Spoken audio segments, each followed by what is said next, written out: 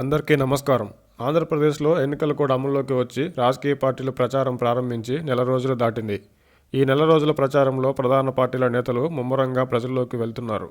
నువ్వా నేనా అన్నట్టు సాగుతున్న ఈ పోరులో ఈ నెల రోజుల ప్రచార ప్రభావం ఏ పార్టీపై ఎలా ఉందో అన్న ఆసక్తి ఉంది.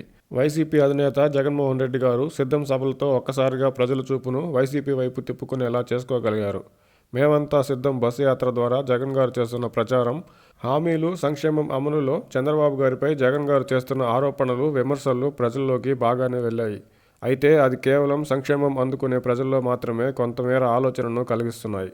మధ్యతరగతికి కాస్త అటు ఇటుగా ఉండే ప్రజలు మాత్రం పథకాలు అందకపోవడం, పెరిగిన అన్ని రకాల బిల్లులపై వైసీపీపై వ్యతిరేకంగానే ఉన్నారు.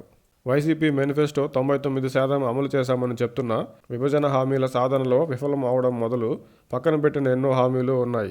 అదే సమయంలో వైసీపీ చెప్తున్న 99% మేనిఫెస్టో అమలు ప్రచారంపై టీడీపీ నుంచి పెద్దగా కౌంటర్ ప్రచారం లేకపోవడంతో వైసీపీ చేస్తున్న మేనిఫెస్టో 99% అమలు ప్రచారంపై ఇప్పటి వరకు అయితే వైసీపీకి పెద్దగా నష్టం జరగలేదు. పోలవరం, అభివృద్ధి, ఉద్యోగాల కల్పన వంటి కొన్ని అంశాలపై వైసీపీ చెప్పేదేమీ లేక స్తబ్దుగానే ఉంది. మరోవైపు షర్మిల, సునీత గార్ల నుంచి వస్తున్న తీవ్ర విమర్శలు వైసీపీకి ఇబ్బంది కలిగించేలా ఉన్నా ఈ విషయంలో వైసీపీ మాత్రం ముందు నుంచి ఎంచుకున్న లైన్లోనే ప్రచారం చేస్తుంది. వాలంటీర్లు, పెన్షన్లు అంశంలో ఎదురైన పరిణామాలను వైసీపీ సమర్థవంతంగా ఉపయోగించుకుంది. వైసీపీ అభ్యర్థులు మాత్రం చాలా చోట్ల ప్రచార కష్టాలను ఎదుర్కొంటున్నప్పటికీ వైసీపీ ప్రధానంగా జగన్ గారిపై, సంక్షేమ లబ్ధిదారులపై ఆధారపడి ఎన్నికలకు వెళ్తుంది. తాజాగా జగన్ గారిపై జరిగిన రాయి దాడిని టీడీపీ నెట్టే ప్రయత్నం దిశగా వైసీపీ గత కొన్ని రోజులుగా ప్రచారం చేస్తుంది.